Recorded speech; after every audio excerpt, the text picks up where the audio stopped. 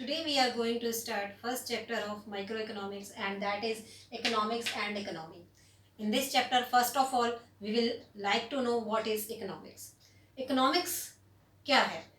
Economics is a subject matter in which we study how a consumer maximize his satisfaction, how a producer maximizes his profit, and how government maximizes social welfare.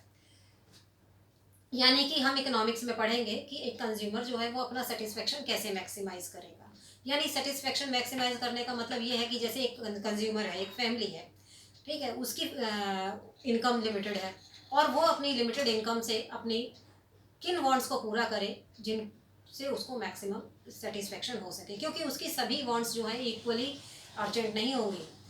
मान लो अप्रैल का month है, family की income है वो limited है, अप्रैल के month में books भी लेनी है, बच्चों की यूनिफॉर्म भी लेनी है, और अगर बच्चे कहीं टूर पे जाने को कह रहे हैं या कहीं और जाने को कह रहे हैं, इसके साथ साथ कपड़े लेने को कह रहे हैं, तो सब कुछ पूरा नहीं किया जा सकता है। जो चीज़ इम्पॉर्टेंट थी फैमिली की जो इनकम है वहाँ खर्च होगी, और जो लेस इम्पॉर्टेंट नीड थी उसको अभी नहीं पूरा किया जाएगा। तो इस तरह से क्या है, अपनी इनकम को फैमिली ने इस तरह से एलोकेट किया कि उसका जो है मैक्सिमम सेटिस्फेक्शन हो सके, मैक्सिमम उसको सेटिस्फेक्शन मिल सके। ठीक इसी तरह से प्रोड्यूसर है, मान लो एक प्रोड्यूसर फार्मर है, तो फार्मर के पास में लैंड है और उसके पास ट्रैक्टर है या फिर कुछ पैसा है जो कि सीड्स फर्टिलाइजर्स वगैरह पर जो है खर्च करने के लिए है, तो इस तरह से अपने रिसोर्स को एलोकेट करेगा, उन चीज़ों के प्रोडक्शन पे एलोकेट करेगा अपने रिसोर्स को, जिससे कि उसको मैक्सिमम प्रॉफिट हो सके। ठीक इसी तरह गवर्नमेंट है, तो गवर्नमेंट के पास में भी जो रिसोर्स है वो अपने रिसोर्स जो भी उसका पैसा है तो वो इस तरह से खर्च करेगी जिससे कि सोसाइटी को मैक्सिमम वेलफेयर मिल सके। तो ये सब किस तरह से रिसोर्सेज, जो लिमिटेड रिसोर्सेज है उनको एलोकेट किया जाता है गेन्स को मैक्सिमाइज करने के लिए, ये सब जो है हम इकोनॉमिक्स में पढ़ेंगे। तो इसकी डेफिनेशन जो है वो लिखी है, it is a science which studies how limited resources are allocated by the consumers, producers and the society to maximize gains. इसके बाद हमारा सेकंड जो टॉपिक है वो है इकोनॉमी। इकोनॉमिक्स और इकोनॉमी में डिफरेंस है, ये दोनों चीज़ें सेम नहीं है। इकोनॉमिक्स तो सब्जेक्ट मैटर है, लेकिन इकोनॉमी क्या है? इकोनॉमी ये पूरा वो एरिया है जहाँ पर जो है लाइवलीहुड अर्न की जाती है, यानी कि इकोनॉमिक एक्टिविटीज़ को परफॉर्म किया जाता है टू अर्न ए लाइवलीहुड। इसमें डिफरेंट, जैसे फार्मर्स हैं वो खेती का काम करते हैं, लाइवलीहुड अर्न करते हैं, डिफरेंट कारपेंटर्स हैं, शॉपकीपर्स हैं, टीचर्स हैं, लॉयर्स हैं, सब इकोनॉमिक एक्टिविटीज़ परफॉर्म करते हैं और लाइवलीहुड को अर्न करते हैं। तो ये पूरा एरिया जहाँ पर इकोनॉमिक एक्टिविटीज़ को कैरी आउट किया जाता है to earn a living, then this is economy. इसके बाद अगली जो टर्म आ रही है वो स्कार्सिटी है। स्कार्सिटी क्या है? स्कार्सिटी एक शॉर्टेज की सिचुएशन होती है। ये एक ऐसी सिचुएशन है जहाँ डिमांड ज़्यादा है, किसी भी चीज़ की डिमांड ज़्यादा है और सप्लाई कम है। तो इसका लिखा हुआ है definition, it refers to limitation of supply in relation to demand. इसके बाद चॉइस है। Choice, it refers to the process of selection from available limited alternatives. कि हम चॉइस क्या है कि जैसे मान लो फैमिली की इनकम थी तो उसको सिलेक्ट करना है कि उसको ये इनकम किन चीज़ों में खर्च करनी है और किन चीज़ों में खर्च नहीं करनी है, तो ये है चॉइस। इसके बाद है पॉजिटिव इकोनॉमिक्स। पॉजिटिव इकोनॉमिक्स क्या होता है? It deals with economic issues related to past, present and future. ये उन इकोनॉमिक प्रॉब्लम्स से रिलेटेड है। पॉजिटिव इकोनॉमिक्स जो प्रेजेंट में है, पास्ट में थी और यही ट्रेंड रहा तो आगे फ्यूचर में क्या हो सकती है, इससे रिलेटेड है। अब जैसे हम कहते हैं कि eight the time of independence 75% of population of India resided in villages. तो जब हमारा कंट्री इंडिपेंडेंट हुआ था नियर अबाउट 75% पॉपुलेशन विलेजेस में रहती थी। There was mass poverty at the time of independence. Present में जो है during corona times prices of diesel, petrol are on rise.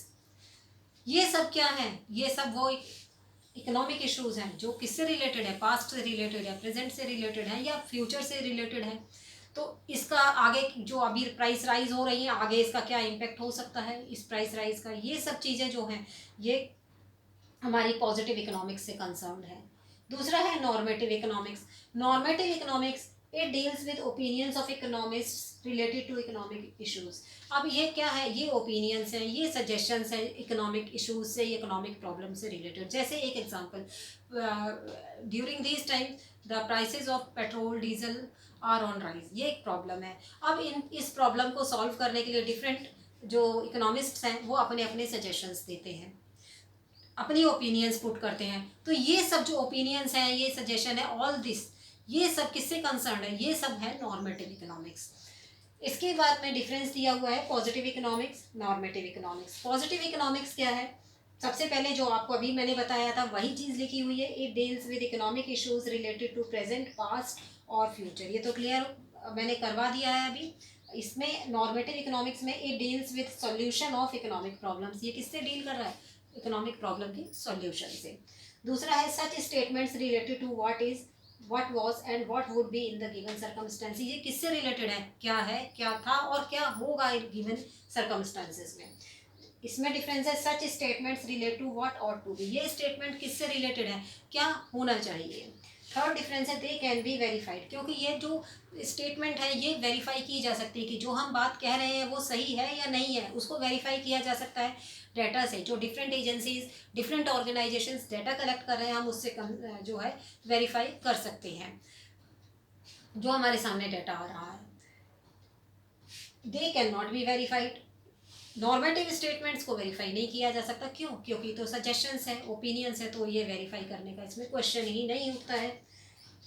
Fourth difference है they are based on facts and figures. जो positive statements हैं वो सब किस पे बेस्ड है? कोई फैक्ट फिगर्स जो हम अखबारों में रोज पढ़ रहे हैं हम उसके आधार पे कह रहे हैं, जो कुछ भी हमने पढ़ा है डाटा है उसके आधार पे कह रहे हैं, तो ये फैक्ट्स और फिगर्स पे बेस्ड है। लेकिन ये जो नॉर्मेटिव इकोनॉमिक्स है दे आर मियर ओपिनियंस और सजेशंस, और ये सिर्फ क्या है? ओपिनियंस या सजेशंस हैं। फिफ्थ डिफरेंस है they do not give value judgement. इसमें कोई जजमेंट, भाई डिबेट हो, कोई प्रॉब्लम है तो उस पर डिबेट हो रही है, किसी जजमेंट पे पहुंचते हैं, वो चीज़ तो है नहीं, क्योंकि ये तो फैक्ट्स और फिगर्स पे बेस्ड है, इसलिए इसमें कोई जजमेंट पे नहीं पहुंचा जाएगा। लेकिन इसमें क्या है? डिफरेंट ओपिनियंस आ रही हैं सामने, डिफरेंट सजेशंस आ रहे हैं, डिबेट हो रही है, इस पर डिबेटेबल हो सकती हैं ये चीज़ें, और किसी जजमेंट पे भी पहुंच सकते हैं, तो they can give value judgements.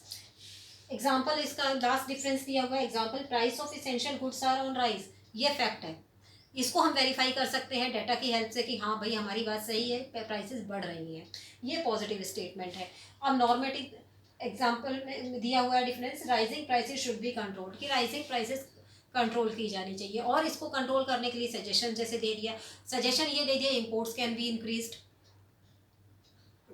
जो इसमें ड्यूटीज़ हैं, टैक्सेस हैं, उसको कम किया जाए। तो इस तरह के ये सजेशंस हो सकते हैं। ये सब जो सजेशंस है, ओपिनियंस है, ये सब किस में आएंगे? तुम्हारे नॉर्मेटिव इकोनॉमिक्स में आएंगे। स्टूडेंट्स आज इतना ही, इसके आगे का अगले वीडियो में है, और अगर इसमें कोई प्रॉब्लम है तो आप जो है प्रॉब्लम पूछ सकते हैं, और इसके लिए हम जो है अपना व्हाट्सएप नंबर भी कमेंट सेक्शन में प्रोवाइड कर देंगे। Thank you.